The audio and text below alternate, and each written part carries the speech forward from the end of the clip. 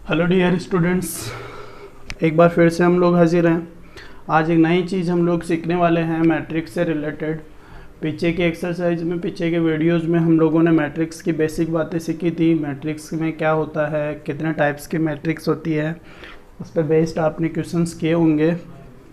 अब हम सीखेंगे आज मैट्रिक्स का जोड़ना और घटाना, एडिशन एंड सब्ट्रैक्शन।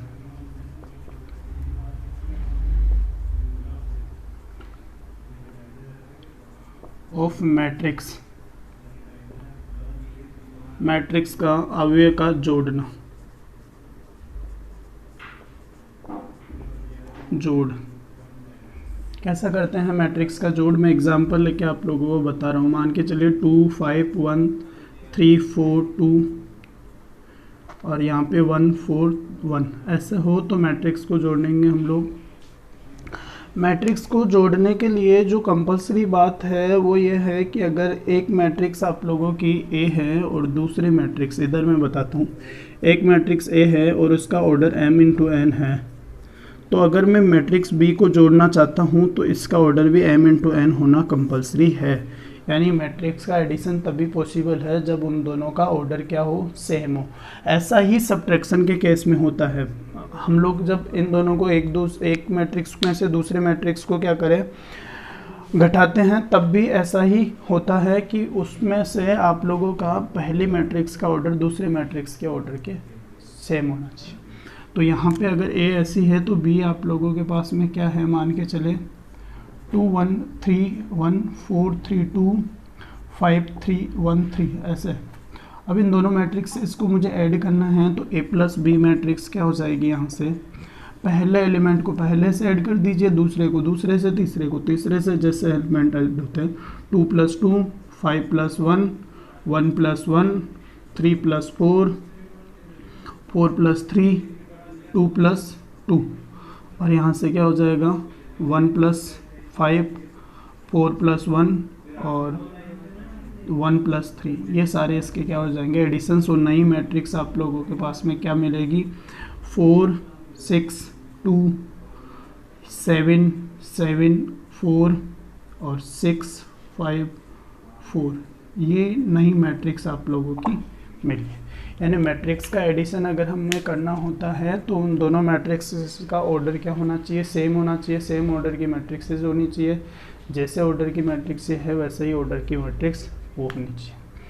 तो ये है एडिशन। अब हम बात करें अगर सब्ट्रैक्शन की, घटाना का, मैट्रिक्स अवयव का घटाना, संकलन, जिसको बोलते हैं सब्ट्रैक्शन।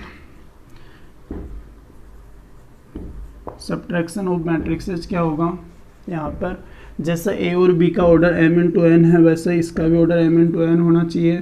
तो जब मैं इन दोनों मैट्रिक्सेस को लेस करता हूँ माइनस, तो इन दोनों के बीच में क्या लग जाएगा, माइनस का साइन लगा दीजिए बस।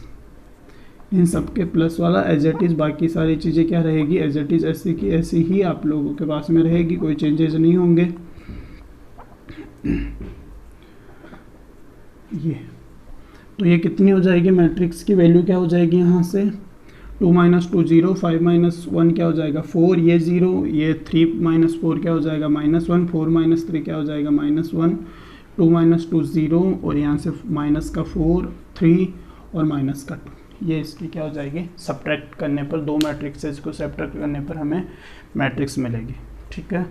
अब इसकी एक और प्रॉपर्टीज़, इसका जो मल्टीप्लिकेशन है उसके बारे में हम लोग अगले वीडियो में मैं आप लोगों को सिखाऊंगा। दो मैट्रिक्सेस का मल्टीप्लिकेशन कैसे करते हैं हम लोग। अभी हम बात कर रहे हैं एडिशन सब्ट्रैक्शन के बाद में एक स्केलर क्वांटिटी से मल्टीप्लिकेशन करना मैट्रिक्स का। मान के चले ये मैट्रिक्स है मेरे पास में 2 4 1 3 2 4 और 5 6 9। इस मैट्रिक्स को ए मैट्रिक्स है और मुझे इसको 5a बनाना है। क्या बनाना है, 5a बनाना है। एक स्केलर क्वांटिटी से मल्टीप्लिकेशन करना है मुझे, इसका एक स्केलर नंबर से मल्टीप्लिकेशन करना है, अदिश गुणन जिसको बोलते हैं, अदिश गुणन।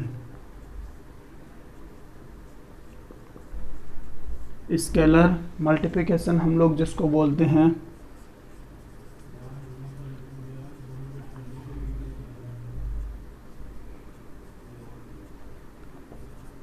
मल्टीप्लाई, स्केलर मल्टीप्लाई अगर मुझे इसको 5 पे करना है तो उस मैट्रिक्स की ईच एंड एवरी एलिमेंट्स क्या होंगे, 5 से मल्टीप्लाई हो जाएंगे और सिंपल मैट्रिक्स आप लोगों की मिल जाएगी। 5 2 = 10, 5 4 = 20, 5 1 = 5, 5 3 = 15, 5 2 = 10, 5 4 = 20, 5 5 = 25 और ये 30 और ये 40। ऐसे ही जैसे मैंने मल्टीप्लाई किया है वैसे ही इसमें से हम लोग क्या ले सकते हैं, कॉमन भी ले सकते हैं। दो मैट्रिक्सेस में अगर हमें कॉमन लेना हो तो हम लोग कॉमन भी ले सकते हैं। एक और चीज़, equality of matrix, equal matrix की बात करूँ अगर मैं, इक्वल मैट्रिक्स की बात करें हम लोग, अगर equal matrix x 5 x y z a b c p q r, अगर एक मैट्रिक्स है आप लोगों के इस तरह से और दूसरी मैट्रिक्स है इस तरह से, ये दोनों मैट्रिक्स अगर इक्वल है तो इनमें एक खास बात होती है। पहली बात, दो मैट्रिक्स को इक्वल होने के लिए उन दोनों का ऑर्डर क्या होना चाहिए, सेम होना चाहिए। अगर ये m×n क्रम की है तो इसको भी क्या होना होगा, m×n क्रम की होगी। दूसरी बात क्या होता है, दूसरी बात इसके ईच एंड एवरी एलिमेंट्स क्या होंगे, इक्वल। यानी यहाँ से x इक्वल्स टू हम फाइंड आउट कर सकते हैं कितना 2, y इक्वल्स टू कितना 4, z इक्वल्स टू कितना 1, देन a इक्वल्स टू कितना 3, b equals to 2 and c equals to 4 और यहाँ से p इक्वल्स टू कितना हो जाएगा 5, q इक्वल्स टू कितना हो जाएगा 6, r इक्वल्स टू कितना हो जाएगा 9। So these are the basic property for equality of two matrices. दो मैट्रिक्स को इक्वल होने के लिए कंपलसरी दो बातें हैं। पहली बात, दोनों का ऑर्डर क्या होना चाहिए, सेम होना चाहिए। दूसरा बात, उनके सारे के सारे एलिमेंट्स क्या होने चाहिए, इक्वल होने चाहिए। अब इसमें मैट्रिक्स की प्रॉपर्टीज़ जो आगे हम लोग कर रहे हैं उस प्रॉपर्टीज़ में इसके आप लोगों के एक तो गुणधर्म बचे हैं, इसकी प्रॉपर्टीज़ बची है और एक इसका गुण मल्टीप्लिकेशन बचा है, जो हम लोग आगे की मैट्रिक्सेस में डिस्कस करेंगे, आगे की क्लास में सीखेंगे। Okay guys, thank you so much.